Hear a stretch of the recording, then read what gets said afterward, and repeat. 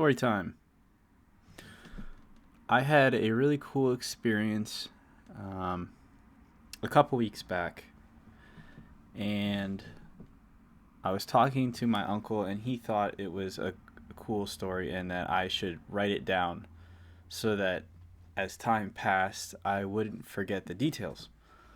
Um, so instead of writing it down, I thought it'd be a little bit cooler to kind of just talk about it and throw some pictures up at the same time to paint kind of a more vivid picture and all that fun stuff. So it was a Ferrari challenge event here. This is the some of the I think it's turns 3 and on from Circuit of the Americas in Austin, Texas. So they had a Ferrari challenge event here, and there you can see turn 1 right here, and then turn 2. And they just repaved the circuit, so it was pretty sweet. Facility super nice. And anyway, so Ferrari challenge event there. I found out about it on Instagram and I thought there would be someone in particular there, so I went and looked at their Instagram. It showed up that they were going to be there. They had posted some pictures. The name of that person is Ben Sloss. He is there's some of the cars from the garages when I was walking around. But his name is Ben Sloss. He's the VP of engineering at Google. Super friendly guy. And I messaged him, and we had actually met in 2016 at another Ferrari event. And he gave me some pit passes back at that event that was at Daytona. So the Ferrari World Finals that were at Daytona in 2016. Met him very briefly there. Met his wife there as well. I'm talking maybe 5 minutes apiece. And he left me some pit passes. I had organized to get them from him through email, and that's kind of where I first made contact with him. And then, 2016, 5 or 6 years pass. It's now 2020. I guess 4 years. 4 years pass, and I'm doing an internship out in California with Singtel. And I knew he had an office there. I shot him a message. I said, basically, would love to grab coffee with you while I'm out here. I'm here for 2 months. And he was open to it, but they were at one of their vacation homes somewhere else in California. So didn't get to see him, but kind of was just kind of keeping the lead warm and chatting with him very briefly throughout the years, just about car stuff. And so I see he's going to be here at the event. I look it up. The event's closed to the public. I DM him. I'm like, hey, Ben, I'd love to, I see you're going to be at the Ferrari Challenge event in Austin, Texas. And, would love to just kind of be a spectator. I won't, I tried to just phrase it like I wouldn't get in his way. I just kind of wanted to watch from afar. I was wondering if he could get me in. And then I reminded him that he gave me some pit passes, 5 years, well, I guess 2022, so 8 years ago. He responded. He was like, yeah, that's awesome. Would love to see you there. I didn't know it was closed to the public. Before we went any really further into the conversation, the track changed it so that it would be open to the public on Saturday. So I just told him, I said, hey, looks like they opened it to the public on Saturday. Would love to see you while I'm there. If not, it's going to be a great weekend. No big deal. Don't want to ask him for anything. So I go on Saturday. I got there maybe 10, spent maybe 6 hours there the whole day. I'm kind of looking while I'm there. He told me where their pit garage was. And so I'm walking through the pit area, which is actually right. So if the track is on this side of the garage, and the pits are obviously on the other end, where the cars are facing. So I'm walking through there. I'm kind of just keeping an eye out for him, so that I could start a conversation if I saw him. I did see him, but he was talking to someone else at the time.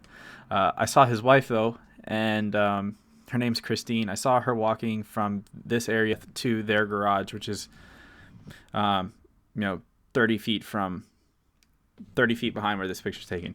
And I would just walk up to her. I'm like, hey, it's Christine, right? And she's like, yeah. And I was like, oh, my name is Alex. We actually met 8 years ago at the Ferrari World Finals in Daytona. Just started a casual conversation.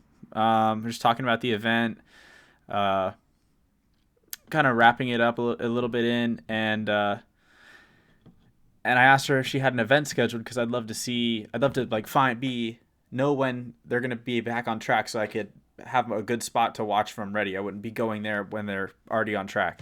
So she's like, yeah, sure, of course. Gets my number. She texts me the event schedule. I'm thinking, as she takes my number down because she added my contact right in front of me. She asked me for my last name, so that was cool. And I'm thinking, wow, I just got the VP of Engineering's wife's number. What a great contact to have. Now that I've talked to them both now, so I'm thinking in my head, I'm definitely not gonna harass this person. This is someone I want to keep. If I ever needed it, so I don't want them to block me or anything. So she sends me the event schedule. I get to watch them go out on track. It's super cool. And then I left eventually, and I just sent her a thank you text, basically saying, "Hey, Christine, it was super great to see you again. Awesome to chat. Thanks again for the event schedule. Hope we can cross paths in the future." Super chill. Didn't really expect to hear back from her. She messages me back, "Hey, great to re-meet you again too." And I had led off our conversation when I started talking to her. I was like, we actually met 8 years ago. I was a little kid. I don't expect you to remember. I barely remember myself. But you and your husband left some pit passes for me. And that was kind of what I opened the conversation with. And so then maybe 4 or 5 hours later, she's, let me pull up the messages. Let me see. Christine Sloss. So she sends me, I don't know if you can see this. She sends me the event schedule, and then here's my thank you text, that first green one. And she goes, "Happy to meet you again." And then let's see, 4 hours later, almost exactly, she goes, "Hey Alex, will you be at the track tomorrow? I wanted to offer you a ride in my car." And at that moment, I should lead that off by saying I saw she texted me again, and I'm like, I wonder why would she be texting me? I open up the message, I read that, nearly have a heart attack. Like, nearly had a heart attack because 8 years ago at the Ferrari World Finals, they were actually giving out rides, and she was in her FXXK, which who the fuck wouldn't want to ride in that V12 1,000 horsepower hybrid DRS curves, all that crazy F1 tech, and I didn't get to ride in it, and so I see this text. I'm thinking she's there with her 488 GT3 car. It's a full GT3 to spec. I just about passed out. The thing is, though, the track was only open to the public on Saturday, which is the day I was there. And so I said, "Wow, thank you. The track is closed to the public tomorrow, but if you can get me in, I'll be there. Just tell me what to do or where to go, and I will be there." And so she's like, she hasn't heard. She didn't know that. She'll, look further into that. But she says, "We've got a suit and a helmet for you. Just wear closed-toed shoes." And then she told me, get there basically at 2:30. We'll be in the car at 4. You'll be out of the car at 4:20. I'm at this point in time, cloud nine. I can't even believe this doesn't seem real. So I'm calling my grandpa, who, he's like the biggest car person in my life. So obviously I'd call him because he got me into racing, and we talked about it maybe 3 hours over 4 different phone calls. We talked about it for maybe 3 hours that night. Just how crazy it would be. He was like, "Oh, this is supposed to be me." He's been into cars for forever, and he's never ridden in a race car. And who rides in it? It's one thing to ride on a track day, and then it's a totally other thing to do that track day in a full purpose built race car, and then on top of that a Ferrari race car, and it's just, oh my gosh. And then so I said, "I'll be there early. Just let me know how to get in. I'll meet you at your pit box. This is so exciting. Thank you." She texted me. She's requested the info to have me join her. She may not get a response until tomorrow night. And at this point, I don't want to be disappointed. So I have the expectation that it won't work out, and I'm just kind of focusing on, wow, she offered it to me. That's so amazing. I've got gratitude for that. And that was I'm telling myself that's good enough for me. If it doesn't work out, it doesn't work out. But she reached out and offered it, and that, I'm just happy that she offered. That's so cool. Um, I felt really cool about that. And so she sends me a link. I get registered. I've got a whole Ferrari like QR code. My picture's on an ID now for Ferrari. This all is happening within a matter of hours. And so I'm gonna skip to the. This is some of the other cars that were there, and then here's me suited up with her, and that's her car. And this car right here on my right is her husband's car. So that's Ben, and so yeah. So I get to the track, and there's another picture after so I got to ride in the car twice, which is crazy. So the first time we did about 6 or 7 laps with her driving, and then we did another as we're and I've got a headset in the car, so I'm talking to her, and I'm not talking to her through the corners, and the sorry, I'm like all over the place with this, but going into we're coming out of the pits, and when we take the left, when you're coming out of the pits, you've been at this pit speed limiter, obviously, so you're going slow.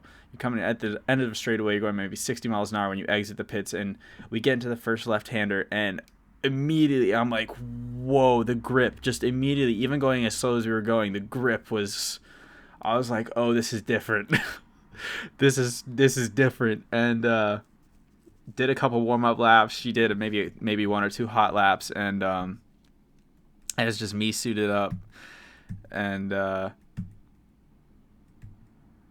it was me getting in for my second ride. So we're going maybe 160, 165 on the back straight, and the grip through the corners. So coming up on the back straight, the end of the back straight, it's a really heavy braking zone, and you're just, it's so hard to explain, but you're just, when they slam on the brakes, the G-force just, you're crushed forward. It's crazy. It's an amazing experience. There's just nothing like it. And then it gave me an all new level of respect for these F1 drivers, because when you're going around the corner, you don't realize what it feels like to be having your body pushed one way and then actually be moving the opposite way. So you're being pulled in a sharp left-hander. You're being pulled to the right while going left. So it's almost like it's like it's like, I don't know how to explain it, but to be experiencing that and then still being able to feel all the minute details of the car, and be on the limit, and I've got a video in here somewhere,